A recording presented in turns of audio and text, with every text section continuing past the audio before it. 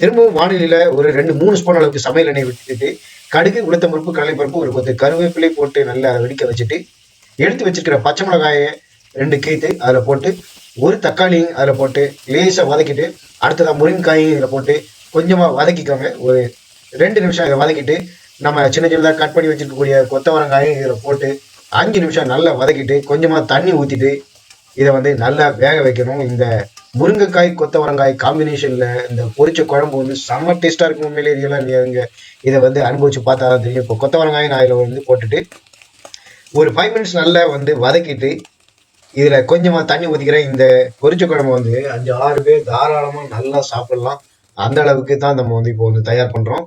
கொஞ்சமா மஞ்சள் தூள், அதாவது ஒரு 1/4 ஸ்பூன் 1/2 ஸ்பூன் மேல வேண்டாம் போட்டுக்கோங்க. 1/4 ஸ்பூன் அளவுக்கு கல் உப்பு ஆட் பண்ணிக்கிறேன். இதுல நான் இதை ஒரு 10 நிமிஷம் ஒரு தட்டு போட்டு மூடிட்டு நல்லா கொதிக்க வைக்கிறேன். இந்த மீன் டைம் நம்ம வந்து ஆற வச்சிருக்கக்கூடிய அந்த மசாலாவை நல்லா அரைச்சு வச்சிருக்கோம். அதே மாதிரி ஒரு தனியா ஒரு மசாலா அரைச்சிட்டு ஒரு 1/4 மூடி தேங்காயையும் நம்ம வந்து அரைச்சி தனியா எடுத்து வச்சுக்கணும். இந்த மசாலா தனி, அதே மாதிரி தேங்காய் மிக்சி ஜார்ல போட்டு தேங்காயும் வந்து தனியா அரைச்சி ரெடியா வச்சுக்கிறோம். இப்போ இந்த காய் வந்து பாத்தீங்கன்னா இந்த முருங்கைக்காயும் இந்த கொத்தவரங்காயும் நல்லா கொதிச்சுக்கிட்டு இருக்கு.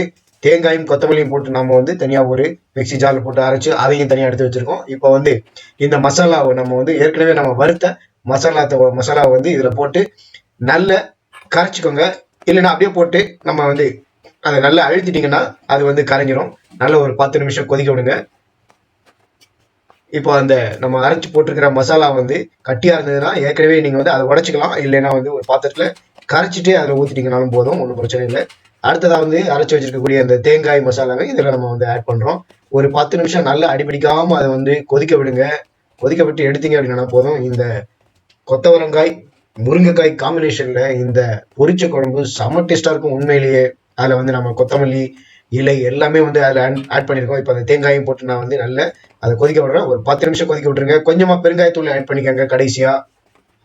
ஒரு 10 நிமிஷம் கொதிக்க விட்டு எடுத்தீங்கன்னா போதும். அப்படியே கிளறிக்கிட்டே இருங்க. இப்போவே வந்து பாத்தீங்கன்னாலே தெரியும் இந்த முருங்கைக்காயும் இந்த கொத்தவரங்காயும் நல்லா வந்து அருமையா சாப்பிட்றதுக்கு தயாராகிடுச்சு. இந்த கொத்தவரங்காய் முருங்கைக்காய் காம்பினேஷன்ல பொரிச்ச குழம்பு வந்து உண்மையிலேயே இது நான் செய்து இன்னைக்கு நாம வந்து சாப்பிட்டோம். மிச்சமே இல்லை.